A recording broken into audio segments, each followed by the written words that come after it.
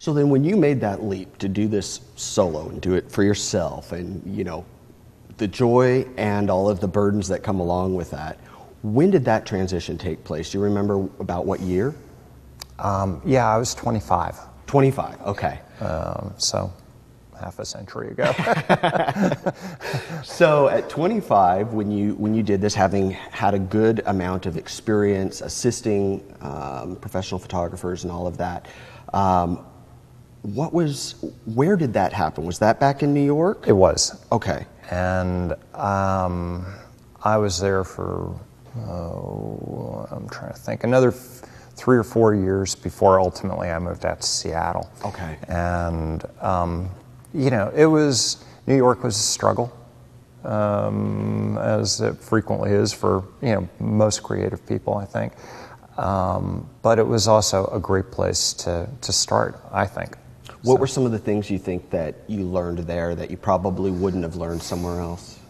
I think it was probably more the business end as far as going out, the cold calling, doing the interviews. At that point, Madison Avenue with all the ad agencies, everything was right there. And so in some respects, it was very easy to tote the portfolio around. But, there were a lot of us out there doing the same thing. So. Right.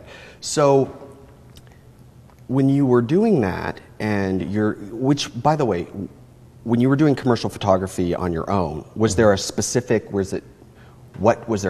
niche sort of market you were doing, or? Yeah, and what I decided to do was I decided that, again, kind of back to my original plan about getting into commercial photography, which was to make some money, I decided to go the corporate route. And I had been fortunate that I had worked with a number of corporate photographers and kind of gotten an idea of, what was going on there. So we're talking annual reports, catalogs, brochures, that sort of thing. I wouldn't say that it was particularly glamorous, but the money wasn't bad. Right. So. Well, good. So then when you went from New York out to Seattle, why to Seattle? I had been doing a lot of traveling. Most of my stuff was then, as it still is now, is location stuff. And so I found myself, spending most of my time out of New York. Okay. And I'm a country boy at heart. I was raised in a town about the size of Hood River. And I think it was just I needed a smaller town. I'd been in New York for 9, almost 10 years. And, Time for a change. Yeah, it was. Good place to raise a family, that sort of thing. So. Yeah, and I would imagine Seattle's quite different than New York. In all aspects. Yes, it certainly was. So much cleaner, no traffic, and a great outdoor lifestyle, which was also very appealing to me. Did you see, because I know you've really gone into outdoor photography and sports photography and things like that, was that the focus when you arrived in Seattle? No, I stayed with corporate for quite a while until, I was about 35-ish maybe, when I took up whitewater kayaking. And after a couple of years of doing that, it was like, well, okay. I want to photograph this. Yeah, and that led me to where I am presently now, doing all the sports and that sort of thing. And I love what I do now. Yeah. Do you do a lot of the sports that you photograph? Yeah, but nowhere near to the degree of the people that I'm taking pictures of. Yeah, right. Fair enough. Well, so when did you come to Hood River? Let's see, I moved down here about 5 years ago. Okay. And you bought a piece of property, built a beautiful home, and decided, because a lot of people don't move to Hood River to start a career. And you weren't starting a career, but you were starting a business. Yeah, I was, but I have friends that, live down here. Some of the athletes that I was photographing, they lived in the Hood River area. So it was a real easy transition. Also, Hood River was kind of coming back to my roots of the town that I grew up in on the East Coast. So it was a good fit. A very easy fit. Besides, I love the fact that we don't have traffic. Right. Yeah, I know. People say, oh, yeah, I've commuted in and out of Portland a lot, and it's like, yeah, but the whole time it's an hour and you're driving and it's beautiful. Yeah. You're not sitting in traffic for an hour trying to get 12 miles, you know? Exactly. So, yeah, totally different thing. Well, what about, so in the Gorge, I know you do a lot of photographing for Rory Sullivan, who's a motocross racer, and what other ones, I mean, I've seen all kinds of stuff, paddleboarding, kayaking, all kinds of things. Is there a particular one that's your favorite?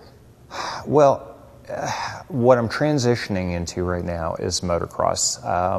I decided to start shooting that last year when I went to Washougal for the first time, and that was kind of an eye-opener. Now, I've got a collection of dirt bikes from my family in our garage, so it was sort of inevitable that I would probably, pick up my camera and start shooting. And meeting Rory and some of these other pros, it's been a very easy transition, at least to take pictures of. Now it's a matter of, how do I break into the market as far as selling the images? That's what I wanted to ask you, yeah, because obviously there's no shortage of athletes and things to photograph out here in the Gorge, but then what do you do with them? So who do you sell these to? Well, right now we do a mixed bag of advertising as well as editorial. The editorial is great as far as my advertising clients are concerned because it shows that I'm still alive, that I'm still producing work. The advertising is really nice because it pays more than editorial. Right. We're focusing more of our energies now toward advertising and going after advertising clients. Okay.